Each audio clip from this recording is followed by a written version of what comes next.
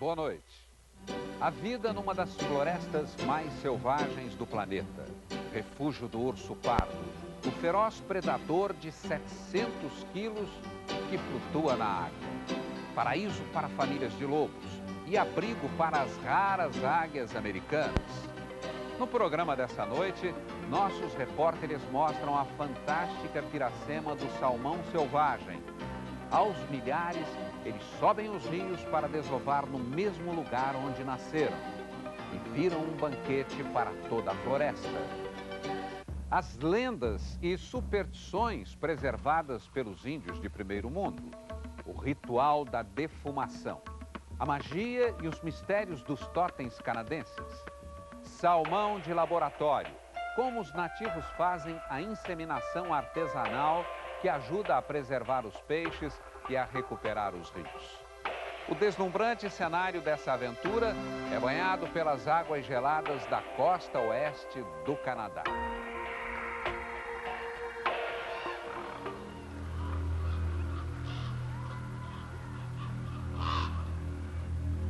Quem o vê assim nem desconfia. Mas diante de nós está simplesmente o maior carnívoro da face da Terra. Um animal magnífico, uma usina de força bruta. Um perigo. O urso pardo é especialista em emboscar e matar presas do tamanho de um cavalo com umas tantas patadas certeiras.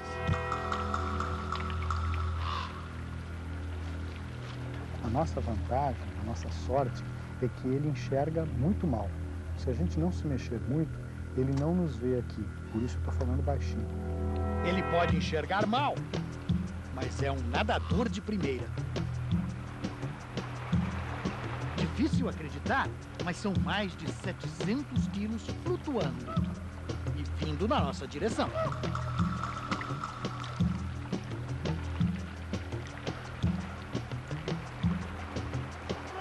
Nós temos entre nós e ele cerca de 10 metros de água e um motor de popa pronto para disparar caso ele resolva nos atacar.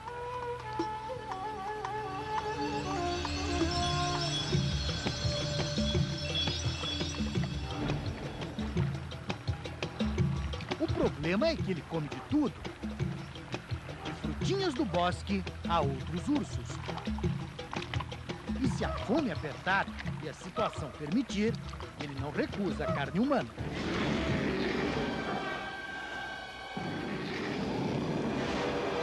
A ferocidade do urso pardo já virou lenda. Atrás de uma presa, o bicho é capaz de disparar a 50 km por hora.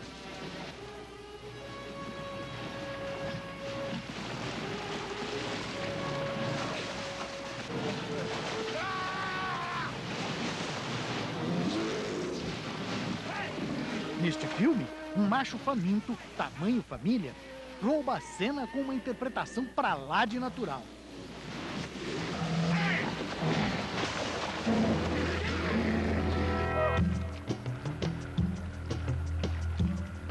Quem leva um susto como este e sobrevive, não esquece jamais.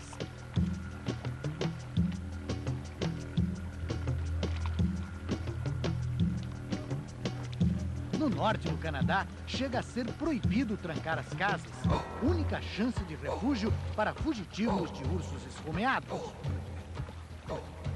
Mas aqui na costa oeste, quem mais precisa de proteção é o próprio urso.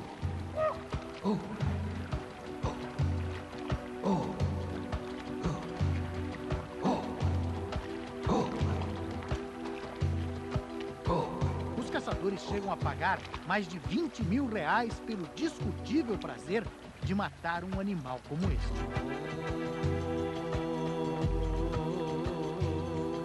É por isso que os ambientalistas lutam para preservar esta floresta, um dos últimos refúgios do planeta para os ursos pardos.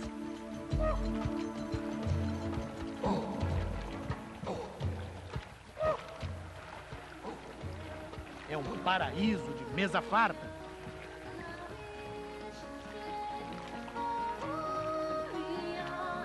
A comida simplesmente pula para fora d'água.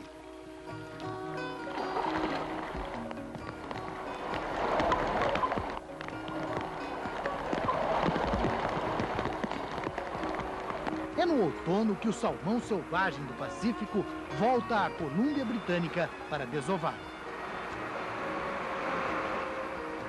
Acontece só uma vez por ano, mas é suficiente para alimentar toda a floresta.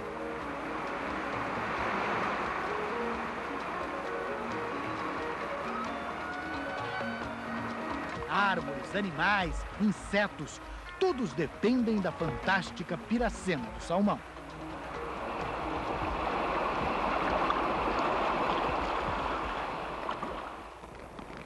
Um palmo d'água, às vezes, é o suficiente. O riachinho, apesar de raso, é o lugar onde esses salmões nasceram 2 anos atrás.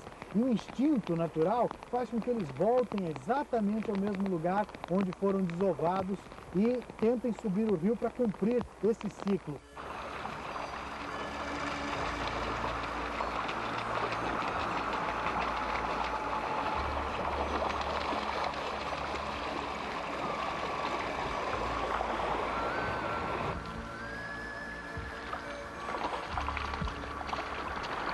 A ciência ainda não sabe explicar essa jornada monumental. Pesquisadores acham que o salmão seguia pelas estrelas para voltar ao lugar onde nasceu.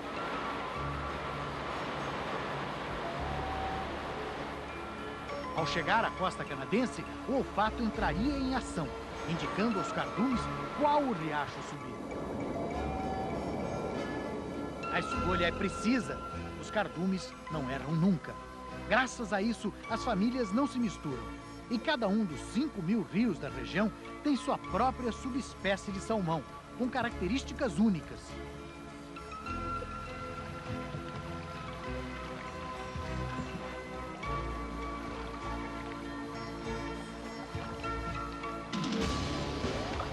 A corrida do salmão é um banquete para a floresta. As baleias jubarte vêm de longe para aproveitar. As orcas já se instalaram na região. Os ursos comem sem parar.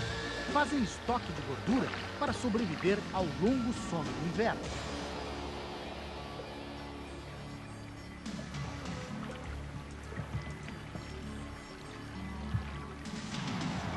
O peixe também explica a concentração de águias americanas.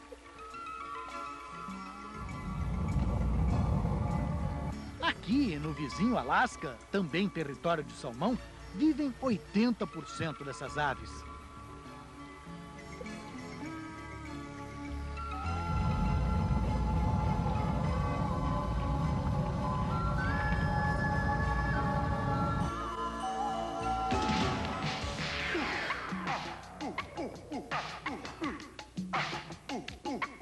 E para surpresa dos cientistas, a carne nobre e rosada do peixe também é prato principal para os lobos.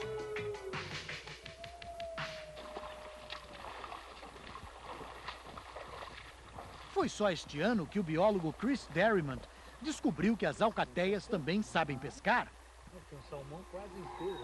E muito bem. Os lobos acertam 40% das dentadas. As mandíbulas gulosas podem devorar 20 peixes por hora. Quando voltam na pescaria, os adultos são recebidos com festa pela criançada.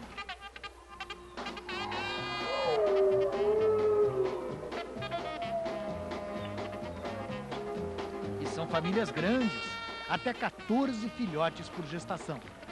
Os pequenos são pajeados por toda a alcateia.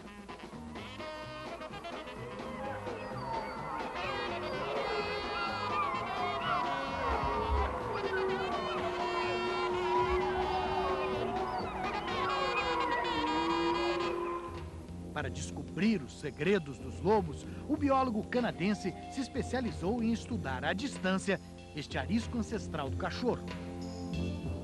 Dispensou as coleiras com radiotransmissor que normalmente são colocadas nos bichos. Nós não queremos capturá-los e nem mesmo alimentá-los.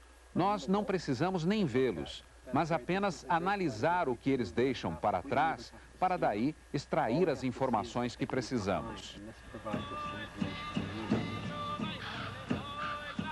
O biólogo trabalha com caca de lobo. O material vai para a análise de DNA no Laboratório de Genética da Universidade da Califórnia. É um método caro e trabalhoso, mas já revelou que estes lobos são descendentes de uma linhagem de 2 milhões de anos. Outra descoberta é que o lobo tem lá suas preferências. Ele não come o salmão inteiro, apenas a cabeça do peixe. Provavelmente porque encontra nela os nutrientes de que precisa para sobreviver. As carcaças deixadas para trás podem até parecer desperdício, mas aqui na floresta nada se perde. Atrás dos lobos vem sempre um bando de corvos. E estes restos são também fundamentais para as árvores. É assim que elas recebem fósforo e nitrogênio do mar. O salmão vira adubo para a floresta.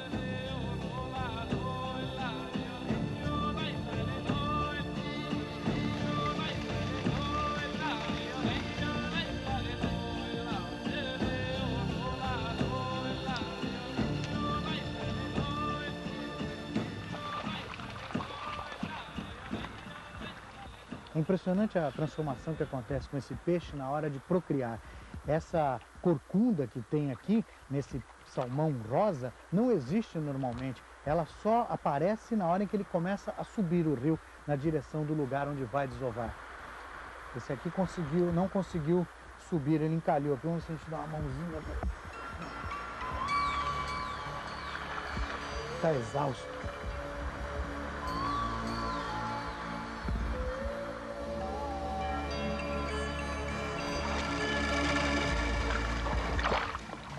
Os sobreviventes seguem rio acima para cumprir seu destino. Nadam loucamente contra a correnteza e todos os obstáculos. Alguns parecem mortos-vivos. Flutuam quase sem sair do lugar. O corpo vai se desintegrando.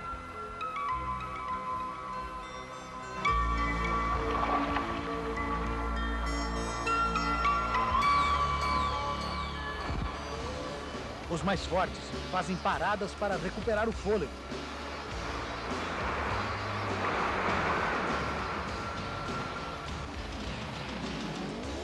A saga termina de forma trágica. Os que conseguem chegar ao fim da corrida morrem logo após a desova.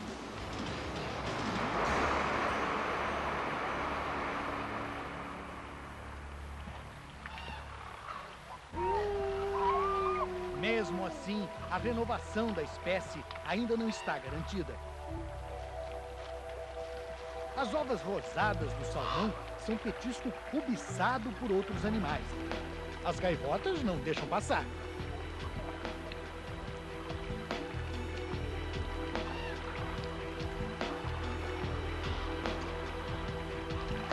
E este passarinho mergulha de cabeça na história. O Dipper não sabe nadar, mas tem excelente pontaria. O bico nunca volta vazio.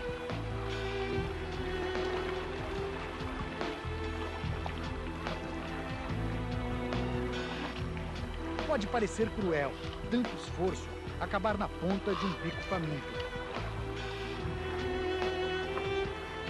Mas os predadores da floresta só pegam o que comem e fazem parte de uma convivência construída ao longo de milhares de anos.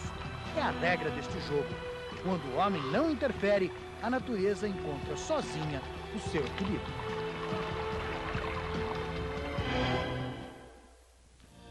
Tradições e lendas de uma cultura milenar, o ritual da defumação e os mistérios dos totens canadenses. Veja a seguir.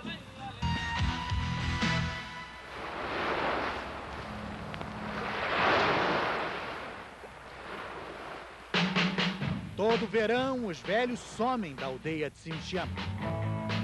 E durante semanas a fio, repetem, longe de casa, os gestos dos antepassados.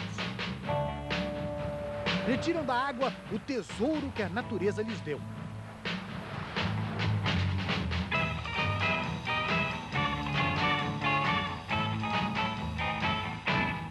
As mãos experientes tiram da rede apenas o melhor.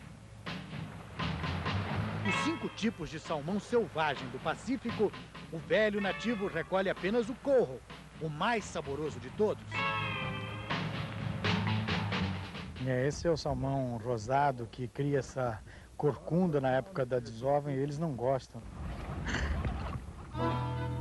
Nesta época, os índios agem como todas as outras espécies desta floresta. Estocam alimento para enfrentar os meses gelados do inverno canadense. Aprisionam o sabor e a energia da carne rosada do salmão com um método ancestral: a defumação.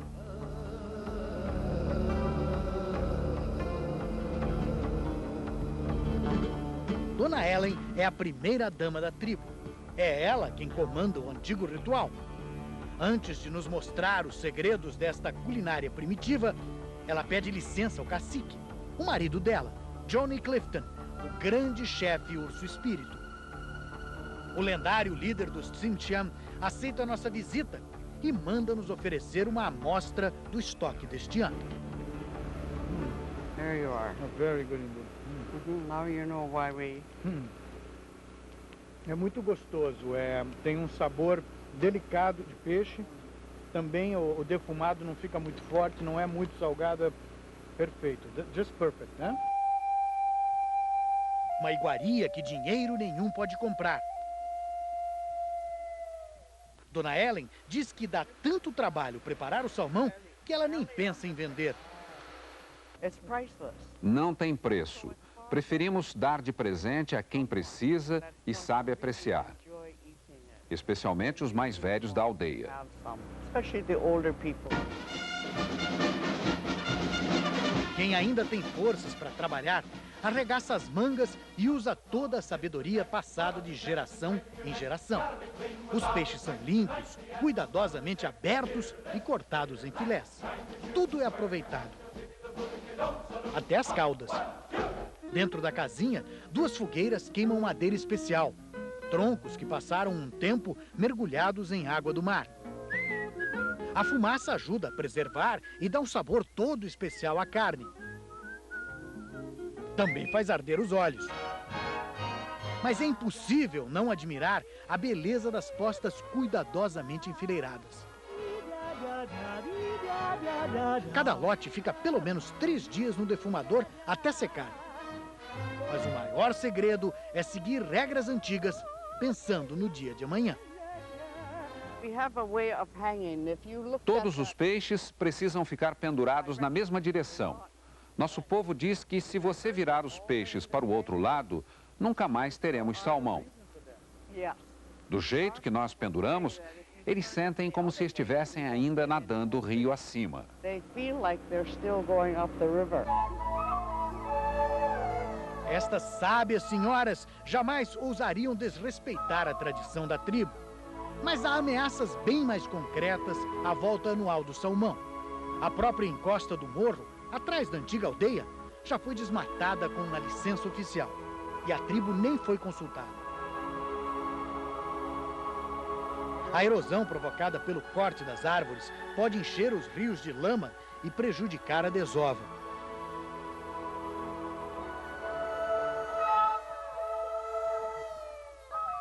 Aos olhos destes nativos, o governo dos homens brancos maltrata a natureza e quer impor regras que eles acham desnecessárias, como limitar a pesca e a caça.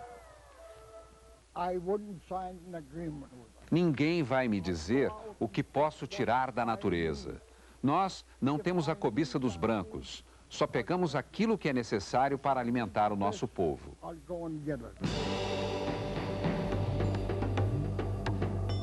O desafio da grande floresta dos ursos tem muito em comum com os problemas da Amazônia e da Mata Atlântica.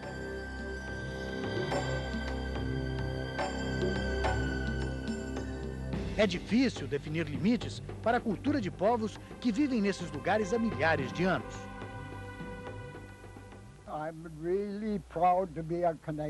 Eu tenho muito orgulho de ser canadense. Mas durante muito tempo fomos colocados de lado, queriam nos esconder, nos faziam calar na marra. Mas agora o governo começa a nos escutar. My people are starting to speak up. O que eles querem dizer ao governo canadense é que os nativos sabem muito bem como cuidar desta terra, que é deles há centenas de gerações. E que ninguém mais do que eles precisa que este lugar seja preservado. O salmão é mais do que uma comida. Quando vemos o peixe pular no rio, sabemos que ele está vindo para dar a vida e para morrer. Por isso, nosso povo grita para saudar o salmão.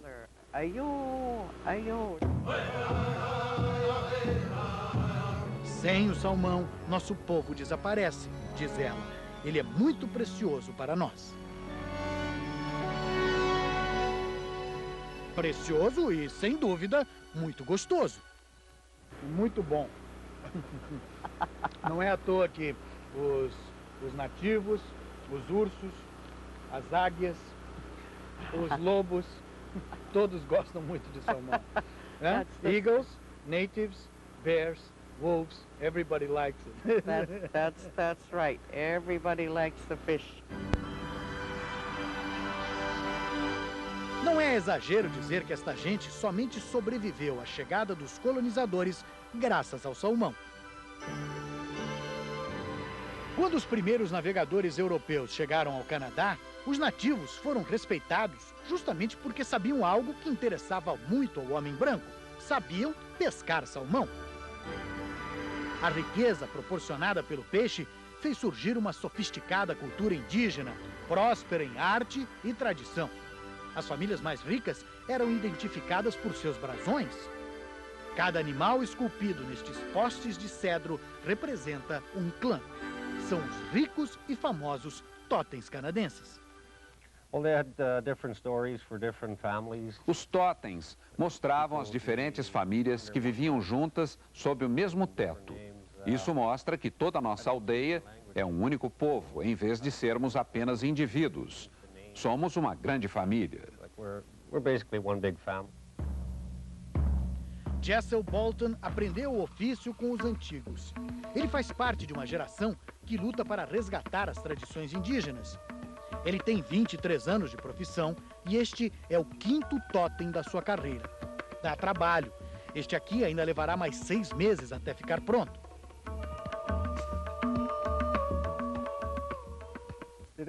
É uma sensação boa de que, pelo menos, vou deixar algo aqui. E quem sabe, algum dia, daqui a 50, 60 anos, algum jovem estudante vai olhar para isso e dizer: quem sabe a gente poderia aprender a fazer isso também. O escultor sabe que o seu trabalho é mais do que arte. É um registro de uma cultura que nunca foi escrita. Um mundo de informações guardado apenas na memória dos mais velhos.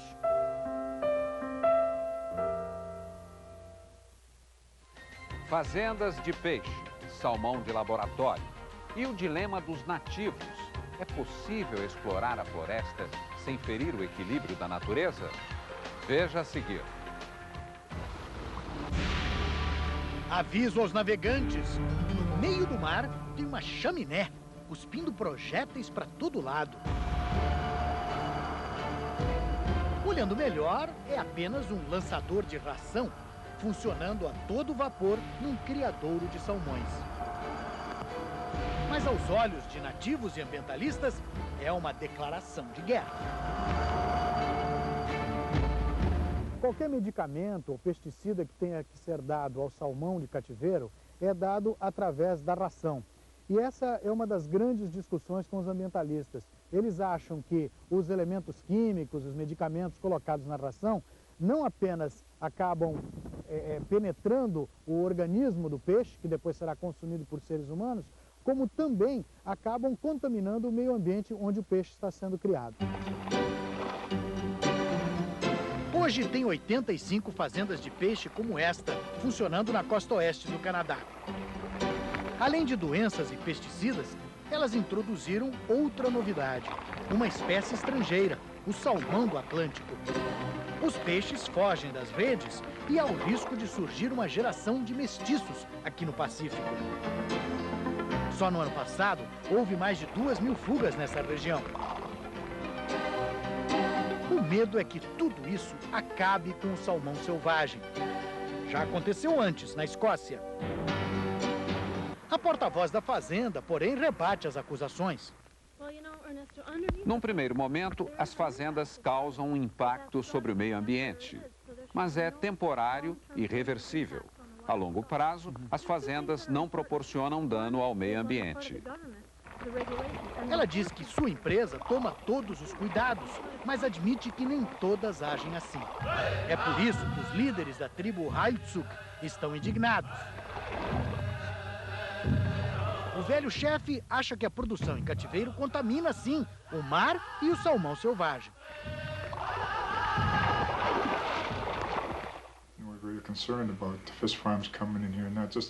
As fazendas de salmão mudam completamente a forma como nos relacionamos com a natureza. Elas não destroem somente a vida natural do salmão, mas também outros recursos naturais.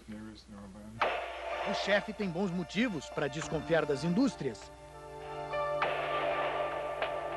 Esta fábrica abandonada já enlatou muito salmão. Os empresários devastaram os cardumes e foram embora quando o negócio deixou de ser lucrativo.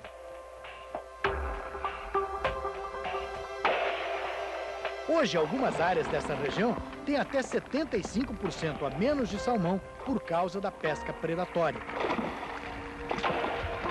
Os cientistas descobriram que a pesca industrial destrói os estoques de salmão 10 vezes mais rápido do que os predadores naturais.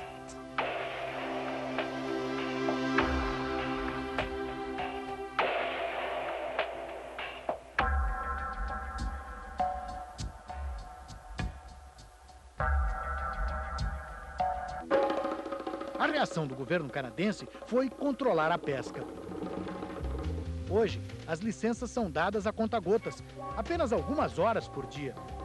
O resto do tempo, os barcos de pesca ficam à toa nos portos. As tentativas de consertar o estrago custam milhares de dólares.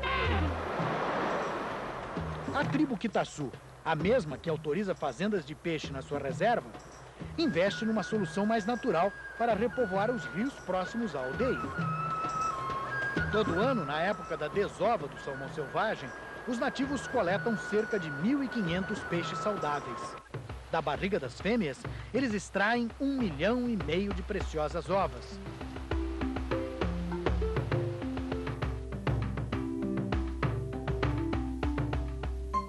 Os machos retiram o sêmen. Pesam, contam as ovas e dão um empurrão à natureza. Fertilizam as ovas em pequenos baldes.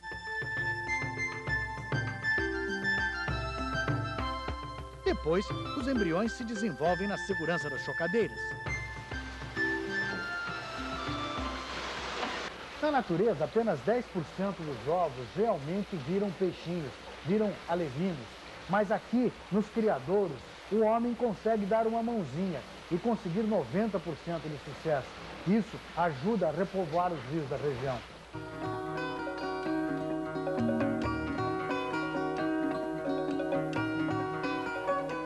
O programa financiado pelo governo conseguiu recuperar o estoque deste riacho, quase extinto 10 anos atrás.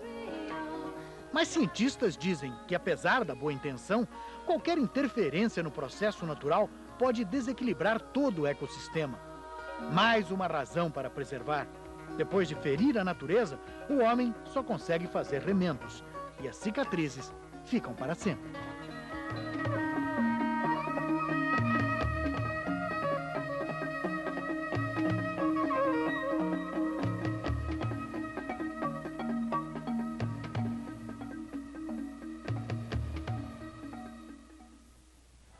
Cacique e curandeira na próspera aldeia de primeiro mundo. A moderna cidade suspensa em palafitas. E as crianças que estão reaprendendo a ser índio. Veja a seguir.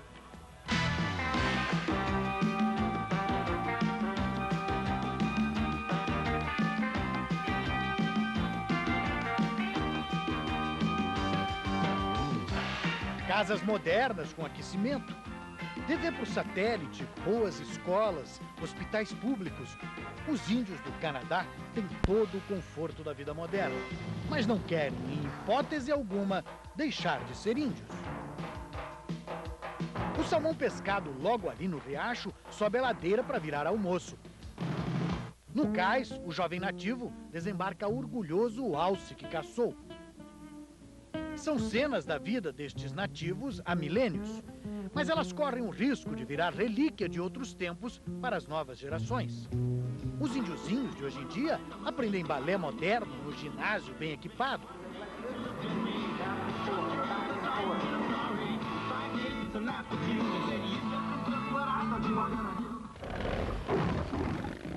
Os adolescentes desfilam modelitos super na moda ao som do mundo pop.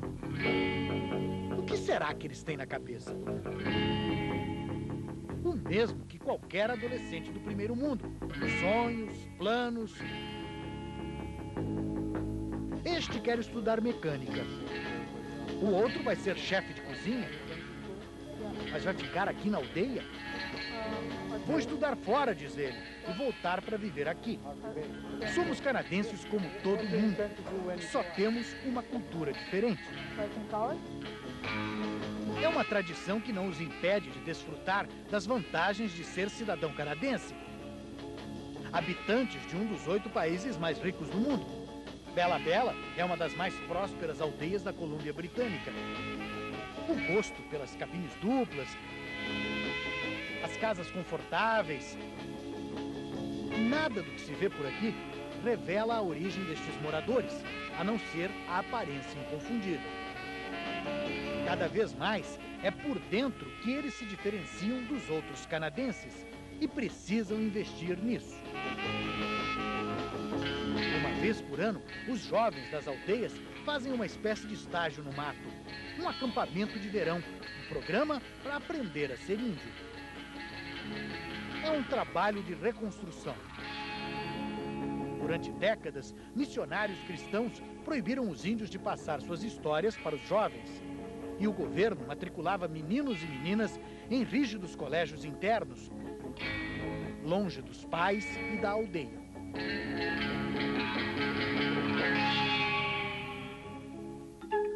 Hoje, as big houses do passado começam a voltar à paisagem. São as grandes casas de madeira que abrigavam várias famílias sob o mesmo teto, na época da chegada dos colonizadores. Esse encontro dos chefes hereditários é um momento importante, é uma honra ser convidado para um encontro desses, e porque eles sentem a necessidade de explicar para os outros povos os desafios e as formas que eles encontraram para enfrentar as dificuldades de conservar o meio ambiente e o seu estilo de vida.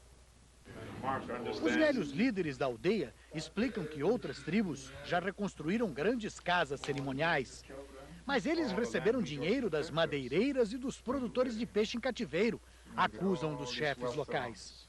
Estão entregando a terra e a floresta em troca de conforto, diz o líder Kitasu. Mas cada aldeia pensa de um jeito. Entre estes povos, que falam 7 línguas diferentes, tem gente que embarcou nos confortos da vida moderna e não abre mão disso.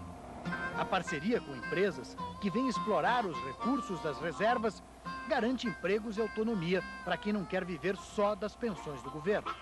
Aqui em Hartley Bay, o dinheiro pagou a construção de uma bela aldeia. Os moradores desfilam seus quadriciclos numa rede de passarelas suspensas. A comunidade se deu ao luxo de construir toda uma cidade moderna sobre palafitas, à prova de enchentes e maremotos.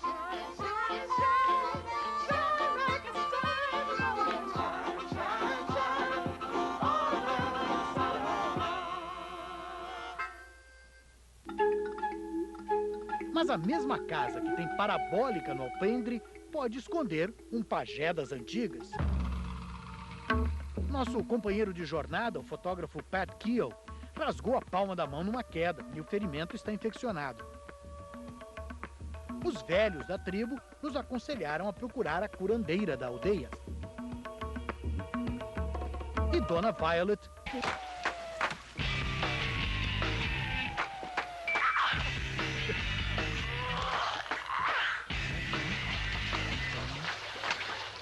A vida pode ser muito selvagem na Colômbia Britânica,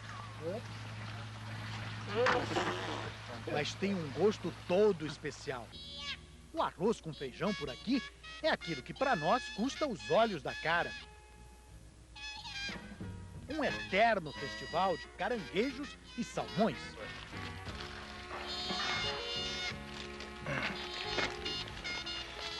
É com esse cardápio nobre que Ian McAllister nos recebe.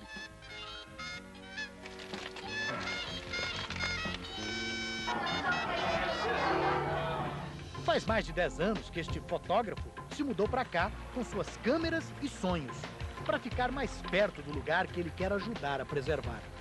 Ian se tornou conhecido mundo afora pelo seu livro sobre a grande floresta dos ursos. A casa aconchegante onde ele vive com a mulher, Karen, virou ponto de referência para ambientalistas e patrocinadores. Como este rico fazendeiro americano, que há um ano ajuda a salvar a Colômbia Britânica.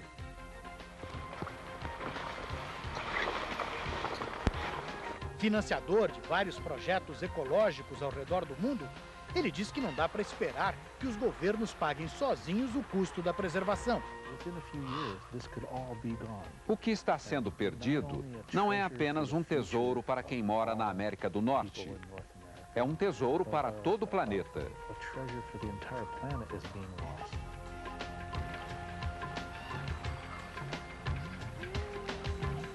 O patrocinador veio ver o lugar que até agora só conhecia através das fotos de McAllister.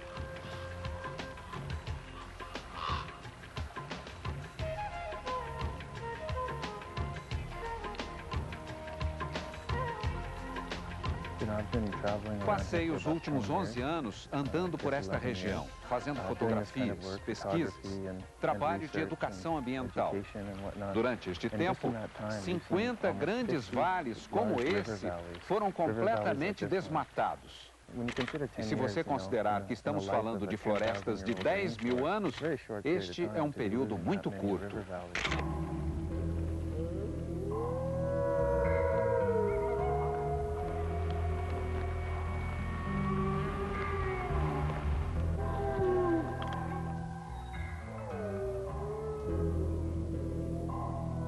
O risco de permitir a devastação de ambientes como este é o de perder um lugar cheio de tesouros que sequer foram totalmente compreendidos.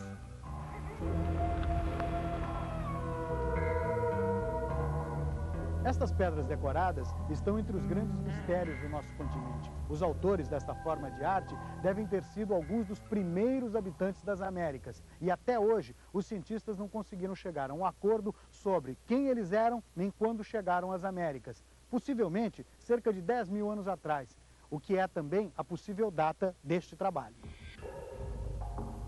Não se sabe nem mesmo a razão desta arte.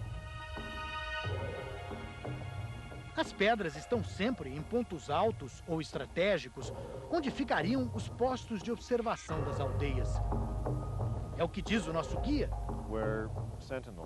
O sentinela, que ficava lá horas a fio sem ter o que fazer, ficava esculpindo a pedra. É como se fosse um grafite ancestral, uma pichação antiga. Jim Allen é um biólogo de formação que virou industrial, mas nunca perdeu a ligação com o lugar que tanto estudou. Foi no veleiro dele que exploramos a costa oeste do Canadá.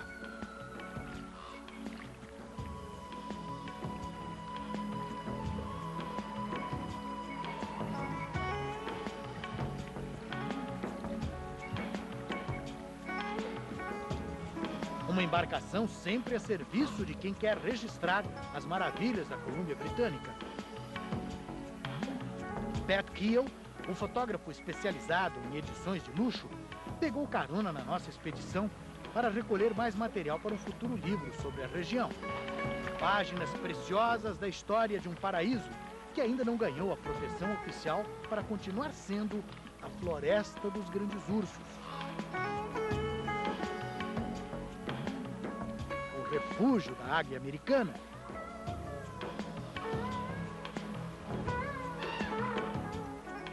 o paraíso do salmão selvagem.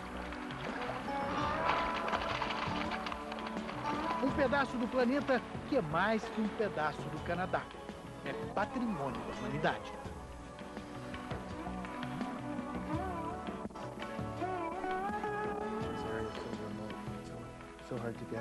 Esta é uma região tão remota que poucas pessoas têm chance de visitar os vales e ver os animais, como lobos e ursos.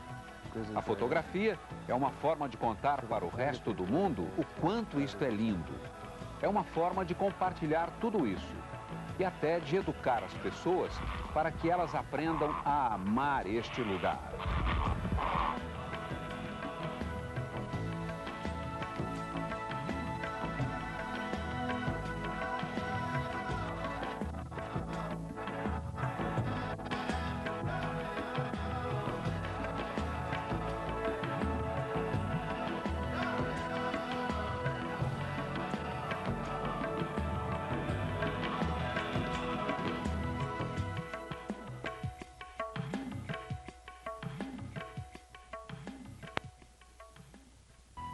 Globo Repórter.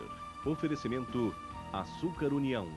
Ajudar crianças é o máximo.